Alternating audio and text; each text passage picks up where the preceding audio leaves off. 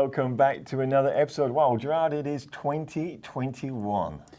I can't believe how quickly the time flies. Last year was so conflicting. It felt like such a long time in lockdown. Yep. But it also felt like the year went like that. And you know, what I found last year with businesses out there, there was a lot of people making a lot of money and a lot of people going, like running around like headless chooks. but then what I'm very proud of some of the business owners is they actually took their business and see how can we redesign it so we can cope with COVID and still make money. Yeah, exactly. What we're doing today, as you know, we always break down businesses, give you all the strategies and techniques and systems to grow real growth. And you're hearing from real business owners, people who actually run real business as well, not just consultants. I think that makes a difference. And what we want to do, since it's 2021, start this new series, breaking it down into something that's going to make sense. Because just like you said then, a lot of business owners, when the crisis was hitting, they had to deconstruct their businesses, then reconstruct them in a new format. And how the heck do you do that? And a lot of people don't know, because there's people out there trying to teach you things, they just teach the same old. You can't do it. You need to know how to deconstruct and reconstruct, even just that renewal process, keep you fresh and new in the marketplace. But also, there's something that you add to that recipe, is that you have to be open-minded. Yeah. There's so many businesses that, well, I've done it for the last 20 years and it worked for me and I'm not changing my ways. Yeah. You need to be prepared to be open-minded, to listen to other ideas, and not just shoot it down.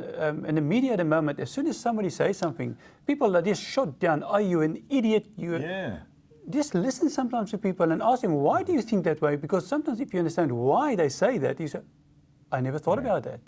So what we're going to do in here is actually show you how it really works. Let's get away from the cliche, referrals, go and be nice to everyone, do some good customer service, No, let's just get, that's all well and good, but let's get down to real brass tacks, how you actually make money in business. Over this next series, we're going to start right from the very beginning. So whether you're starting a new business or reconstructing the business you've got, you're going to be able to do this. And we're going to do this in the 3 parts. Every successful business, I run mining companies, we have consultancy companies, I've got an oil company, and hearing companies. All the way, we actually are real business people, so we actually know how this thing really works. It's going to break down into 3 parts. The first part is we're going to do what we call blocking in, aren't we? And this is your values and your purpose. Then from the blocking in, our next stage, Gerard, is going to be the modelling. Yep. And that's a nice part that I enjoy. Yes. And then the third part we're going to be covering is what's called detail. And the profit is in the detail. And what I sometimes find, Gerard, I don't know if you do, they get the blocking part, they kind of know what their values are, because we get that drummed into us every day of the week and no one really knows what they are, or the purpose of a value. You get your purpose, so you kind of know what you're doing. And they do the blocking, so they've got some basic structures and wonder why they don't make profit. And the profit is in the detail. So this next series, we're going to break it all apart. But I do understand that, because some people are the big picture people. I'm in the detail. You're the big picture. So sometimes you need more than one brain to come together to help you. Yeah. Because if you're not a big picture person, you need to learn how to do that. And sometimes it's very difficult. And that's why it's broken into 3 parts, to enable you to go, okay, this is what I'm looking at right now. So today, let's quickly look at blocking in. Blocking in is about having values. Values control behavior. So how do you want people to interact with your customers? And write a value statement on that, no longer than 25 words, by the way, nice and shorter the better. How you want them to interact with your suppliers, and write a little value statement on that. And how you want them to interact with each other in the workplace, and write a value statement. That's it. Anything past 3 is BS. Just leave that at the university door. You might have to do more than that to get your good grade in the exam, but welcome to real life. 3. You can't do it in 3, you're not doing it right.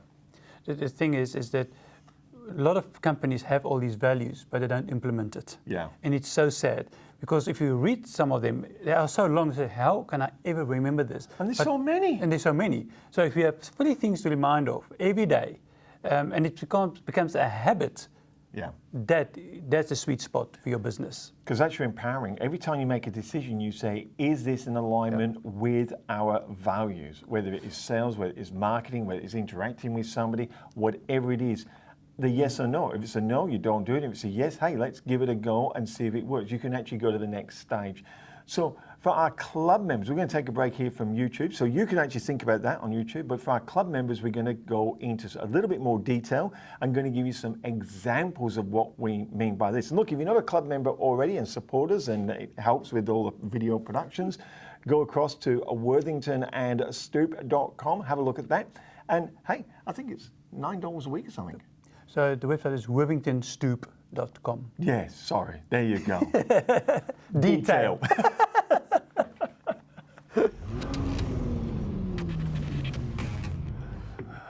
Well, for our club members, we are carrying on. Yes. Detail.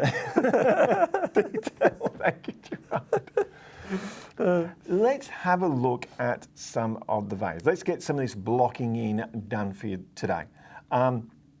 So values is all about controlling people's behaviors. So if you have a look at the military values is all about control. That's how they control a huge organization. Yep. If you look at churches or religious organizations, it doesn't matter what you personally think of them, whether you're for them again. Let's get rid of the emotion. Let's just look at the facts. They got really good values that control the behavior of the members. This is how it works. And your business is no different. And people say, oh, put it out to the workplace and let's find what everyone thinks. Well, if you want to give everyone a big cuddle and sing Kumbaya, go for it. I'm not into that. But people say I've got control issues. But I just think it's a lot of BS. I'm not interested in what everyone... My business, my rules, I do it my way because this is how I'm going to be successful. I agree there. If you have your values, you put it out there. People that join your organization must join your values. Steve Jobs from Apple did not go around to his employees saying, oh, hi, how you all going? What do you think I value? What a lot of crock. Yep. That did not happen. And anyone that's out there sprouting that, let's talk to the workers. Bull off. No, no way. You sort it out yourself. And if you can't do it, get somebody in who can dig into you and get it out of yourself. Controlling behaviors. How do you want your staff to interact with each other? That is so important, and it all comes down to respect. We all have different opinions. Yep. And it's good that everybody's got different opinions because then we get things to the table and we can make a decision. If everybody thinks the same way, it will be a boring workplace. Oh yeah, so when I say I'm choosing the value, it doesn't mean I'm going to stop people's opinions. I want their opinions. Exactly. Yeah. But if we have the same value, but we respect each other, I think there's a lot of topics that we don't agree on. No, yes. Understand? But we still respect because our values are the same, we can work together. Yeah. The problem is when our values are different and we have different opinions, that is putting fuel on fire. So I think a lot of people, you would agree, I hope you do, would say the best way for a community or an organization or a workplace to work together is respect. But how do you phrase that? The best one that I heard, and look, this isn't mine, by the way. I actually heard it. It resonated with me, so I took it on board. It was from a hotel guy. And his value statement is, we are all ladies and gentlemen serving ladies and gentlemen. So really what he was saying was that the accounts department lady or the bookkeeper is serving us because she's out there collecting money. But we are also serving her because she says, I need this from you. Oh, okay. Respect, we are all ladies and gentlemen serving ladies and gentlemen. What I loved about that, it took rank and status out of the equation. Don't disrespect me just because you got CEO in front of your name. Yeah. That doesn't give you any rights. That's just your role, your job description. They're the things you're responsible for. CEO does not mean you bully me. I'm equal to you. I've got my job description over here. I personally really like that. I think that encompasses the respect. Other people are probably going to phrase it differently. But if you have that where you don't have rank and people feel free to talk, that is where the ideas comes out. Sometimes when you have this, well, I'm the boss, what I say, that's the end. People don't feel comfortable to say, well, I see something wrong, let's go and see if we can change it. we can do this better. No, the boss say, what I say is law. Yeah. So I like this idea of there's no rank. Yeah. There's still somebody, you still have a management structure.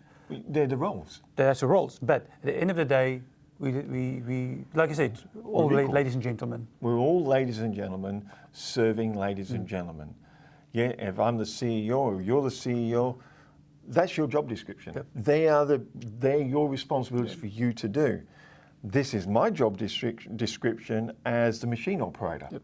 And these are my responsibilities to get done. Doesn't mean I'm better or worse than you. We're equal as people. You're just doing that set of roles and I'm doing this. But together we make the whole company run. That's exactly the point. In a business, you need the receptionist to answer the phone. You need the accountant to do the figures. You need marketing. If you take, for example, let's say you take accounting out of your business, because we don't think that's important. You're going to get a big surprise at the end of the year when you have to pay tax. Or nobody's paid and they don't supply you anymore. Yes. We are all playing a part in this business. Yeah. And we have to see it that way, that even though it's sales and marketing and accounting, accountants hate the marketing department because they always ask for money. Understand?